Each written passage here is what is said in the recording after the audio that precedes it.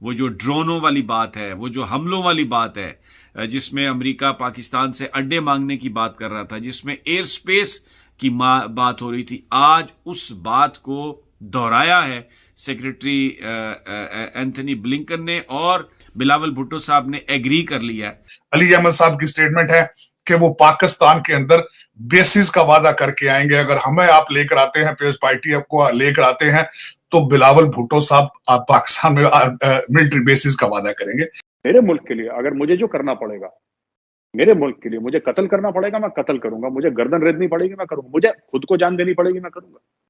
क्योंकि मेरा परिवार जो है, ठीक है, हिंदुस्तान के लिए 1000 बार मेरा परिवार कुर्बान, 1000 बार।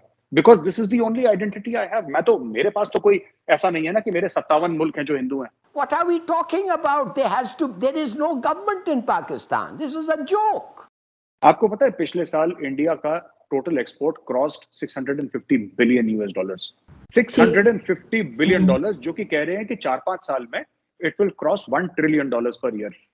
आप मुझे बताएं, पाकिस्तान के इदारों को लोग रो रहे हैं, आप कहते हैं नहीं नहीं हंस के बात करें, प्यार से बात करें। अरे यार, लोगों के दिलों से खून के आंसू लोग रो रहे हैं, लोग चीख रहे हैं, लोग परेशान हैं, लोग घरों में डिप्रेशन का शिकार हो गए हैं, बच्चे माँ बाप से पूछ रहे हैं ये क्या हो रहा है। आप मुझे बताएं, इन हालात में हम यहाँ पे बोले जी बहुत अच्छा है, बहुत अच्छा है, एक मफरूर और एक 40 अरब का चोर हमने प्राइम मिनिस्टर बना दिया है, ठीक है, सब ठीक है, हम इसको मानते हैं। जितना पाकिस्तान में मुसलमान ने मुसलमान को मारा है, और शायद ही किसी मुल्क में आपस में लोगों ने इतना मारा होगा।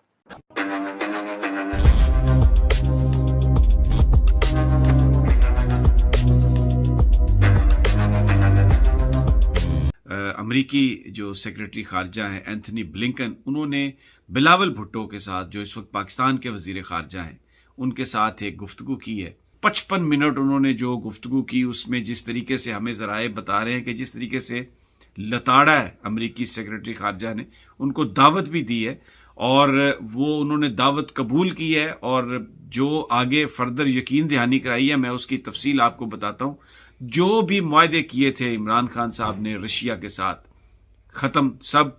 और अब जो पॉलिसी अपनाई थी अमेरिका से ज़रा हट के अपनी तरजीहात के मुताबिक खारजा पॉलिसी बनाने की, उस पर कंप्रोमाइज, सबसे बड़ा कंप्रोमाइज हो गया। बिलावल भुट्टो साहब ने एग्री कर लिया है।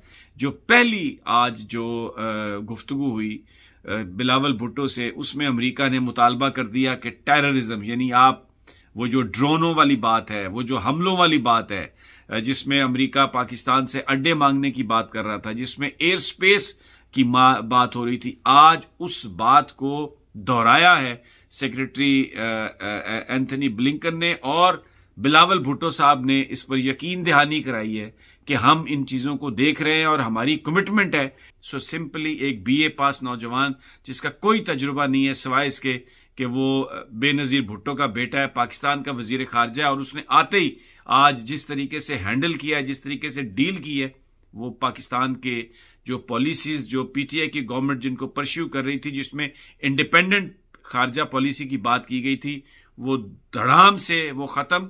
और उसके बाद जो एक ये मिनिस्ट्रियल कॉन्फ्रेंस में आ रहे हैं, और फिर एक वर्चुअल कॉन्फ्रेंस एक और है कोविड के हवाले से, उसमें भी जनाब बिलावल भुट्टो साहब शिरकत के ख्वाहिशमंद हैं और अमेरिकन उनको शरीक कर रहे हैं। तो एक बड़ा डिपार्चर आज हुआ, आज एक बड़ी डेवलपमेंट है पाकिस्तान में, क्योंकि इस वक्त इलेक्शंस के लिए तहरीक चल रही है और बहुत सारी बातों पर चीज़ें हो रही हैं, लेकिन किसी की नज़र नहीं है कि जो आज एंथनी ब्लिंकन के साथ जो मुलाकात हुई, डू मोर कहा गया अमेरिका की तरफ से, क्योंकि वही तो इस हुकूमत को लेके आए हैं।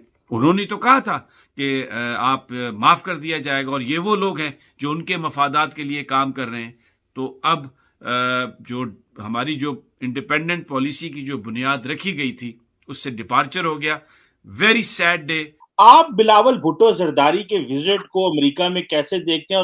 अब इस वक्त मैं एक चीज छोटी सी मेंशन करना चाहूंगा कि इस वक्त where we stand at, Pakistan का रिलेशनशिप भारत अमेरिका के साथ, वेयर दे स्टैंड एट, इनके एक्सक्यूज मी, जब कहते हैं कि किसी चीज के मर्ज को जब देखें तो उसका पहले ये बताना चाहिए कि इसके अलामात क्या हैं, इसके सिम्टम्स क्या थे, आज हम कहां खड़े हैं। और उनके ब्लॉकेज क्या है। इस वक्त अमेरिका और पाकिस्तान के दरमियान जो एक बहुत बड़ी खलीज बन चुकी है, उसकी वजह क्या है, उसकी भी एक अपनी एक हिस्ट्री मौजूद है। सबसे बड़ी तो एक तो ये है कि इस वक्त इमरान खान साहब एंटी अमेरिकन कार्ड खेल रहे हैं और खासकर बार बार इसको रिपीट कर रहे हैं। हालांकि उन्होंने अब से चंद घंटे पहले ओवरसीज पाकिस्तानीज को भी जो उन्होंने खिताब किया है उसमें भी एंटी अमेरिकन उन्होंने चीजें की हैं। और ये भी जिस तरह मैंने कहा है आपको कि it's due to the weak American foreign policy. उसके बाद दूसरे नंबर पे मेरी जो डायग्नोस्टिक है वो वॉशिंगटन डीसी में इंडियन लॉबी है, इंडियन डायस्पोरा है। तीसरे नंबर पर व्हाइट हाउस की इंडियन अपॉइंटमेंट्स हैं। चौथे नंबर में मैं इस पे करूंगा कि इंडियन जो हमारे अमेरिका के अंदर सीईओज हैं अमेरिकन बिग कंपनीज के, उनका इन्फ्लुएंस है। पांचवें नंबर पर इंडियन कांग्रेसमैन है। छठे नंबर में पाकिस्तान के अंदर सीपैक और चाइनीज तरफ जो टिल्ट है उनका। सातवें नंबर पर पाकिस्तान का करप्शन इंडेक्स। आठवें नंबर पर जो इन्होंने खान साहब ने मिलके जो एक इस्लामिक एक पिक्चर ड्रा कर रहे हैं, जिस तरह अमर बिल मारूफ है, जिस तरह टीएलपी के साथ जो चीजें की हैं, ultimately America is watching it, the whole world is watching. और उसके अंदर ही अगर देखा जाए तो उसामा बिन लादेन का मिलना एक बहुत बड़ा शॉक था। और उसके बाद 10वां जो लास्ट पॉइंट जो इस वक्त रोक रहा है, पाकिस्तान का केयरलेस होना, केयरलेस बिहेवियर के, दे डोंट केयर कि एक चीज रुकती है तो उसको जोड़ने की कोशिश की जाती है, तो इंटरेस्ट फैक्टर नहीं है वहां पे, लैक ऑफ इंटरेस्ट। जो 10 एक फैक्टर हैं जिनके बारे में अगर सोचा जाए तो इसमें एक पाकिस्तान को काफी काम करना पड़ेगा। In a country of which is 95-97% Muslim, आप देखिए, चाहे आप साजिश का नाम दीजिए, आप कोई भी चीज का नाम दीजिए, जितना पाकिस्तान में मुसलमान ने मुसलमान को मारा है और शायद ही किसी मुल्क में आपस में लोगों ने इतना मारा होगा। कभी शिया सुन्नी के नाम पे, कभी सुन्नी अहमदी के नाम पे, कभी मुहाजिर पश्तून के नाम पे, मुहाजिर पंजाबी के नाम पे। यानी कि in the end everybody who is killing and who is dying, मरने वाला और मारने वाला तो दोनों मुसलमान है ना। अल्लाह रसूल कुरान को तो दोनों मानते हैं ना, जो मर रहा है और जो मार रहा है। ऐसी बात तो नहीं है कि कोई गैर मुस्लिम है। तो ऐसी सूरत हाल में जहां पे ये बोला था कि इस्लाम एक बाइंडिंग फोर्स बनेगा पाकिस्तान का, इस्लाम वो गोंद बनेगा जिससे सब लोग चिपक के रहेंगे, वो गोंद नहीं बन पाया। आपकी गोंद बनी पाकिस्तानी फौज। वो फौज नहीं है, वो एक गोंद है, वो एक ग्लू है जो आपके पूरे मुल्क को जोड़ के रखी है। मैं कई बार बोल चुका हूं, आज मैं फिर आपकी शो में रिपीट कर रहा हूं। आरजू जी, अगर मैं होता ना इमरान खान की जगह, तो मैं बनी गाला में जनरल बाजवा को बुलाता, सामने कुर्सी में बैठाता और बोलता, जनरल साहब अब आप बताओ क्या करना है, आप बताओ क्या करना, आप क्या कह रहे हैं बताओ, मैं समझना चाहता हूं। देखिए, बात यह है ना कि पाकिस्तान में और कोई इंस्टीट्यूशन है नहीं आरजू जी। अब मैं बताता हूं, कई पाकिस्तानी सुनेंगे तो आपको भी उल्टी सीधी बातें सुननी पड़ेंगी, मुझे भी, लेकिन फैक्ट यह है कि आपके यहां ना कोई चीज काम नहीं करती। ठीक है, जो वो बिजली देता है कि इलेक्ट्रिक, वो ठीक से काम नहीं कर रहा, ठीक है ना। आपके डैम्स ठीक से काम नहीं कर रहे, सोपारको ठीक से काम नहीं कर रहा, आपका क्रिकेट बोर्ड ठीक से काम नहीं कर रहा, economy, diplomacy, parliament, supreme court, काम आपका कौन कर रहा है? आपके मुल्क में एक ही इदारा है, और जब आप उसी इदारे को, जो कि पाकिस्तान के लिए, मैं उस इदारे में भी मैं कह रहा हूं कि 10 गलतियां हैं और पास्ट में भी थी, और उनका किरदार ठीक नहीं रहा पास्ट में। मार्शल लॉ को कोई सपोर्ट नहीं कर सकता, गलत हुआ जो भी करा, लेकिन fact of the matter is it is the only institution in Pakistan that works.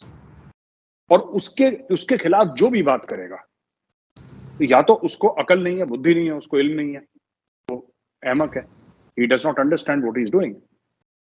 और ये बार बार जो आपके लोग बोलते हैं, ये कि जो रिक्वेस्ट कर रहे हैं जनरल बाजवा को कि आप आइए और अपना किरदार निभाइए, ये सियासतदान है जो कह रहे हैं कि they are asking the military for intervention. ये पता नहीं अजीब से लोग हैं ये, तो इसलिए मैंने वो स्टेटमेंट दिया आरजू जी।